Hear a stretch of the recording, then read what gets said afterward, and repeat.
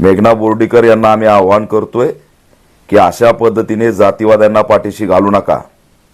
आणि तुम्हाला वाटत असेल की आम्हाला काही समजतच नाही तर या गैरसमजात राहू नका।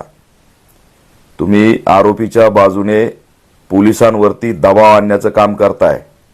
सत्ता तुमची आहे म्हणून पालकमंत्री तुम्ही आहेत म्हणून पोलिसांना हाताशी धरून बौद्धांवरती अशा पद्धतीने जर हल्ले होत असतील तर हे खपून घेतलं जाणार नाही।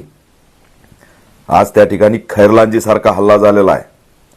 ही दुसरी खैरलांजी आहे। 4-5 मुर्दे त्या ठिकाणी पडले असते। 2 जण गंभीर जखमी आहेत। अरे त्यांनी शाळा शिकणारे लेकरं सुद्धा सोडले नाहीत, म्हातारे माणसं सुद्धा सोडले नाहीत आणि मेघना बोर्डीकर त्या ठिकाणी दबाव आणण्याचा प्रयत्न करतायत। हे अतिशय गंभीर आहे। ही घटना मला समजताच कुटुंबाने मला फोन केला, ही सगळी व्यथा मला सांगितली। अक्षरशः हातावर डोक्यावर कुऱ्हाडीचे घाव आहेत।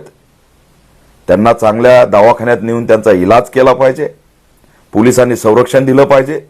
307-120 ब विनयभंग अॅट्रॉसिटी अंतर्गत कारवाई करून या सगळ्या जातीय गुंडावरती मोक्या अंतर्गत कारवाई झाली पाहिजे।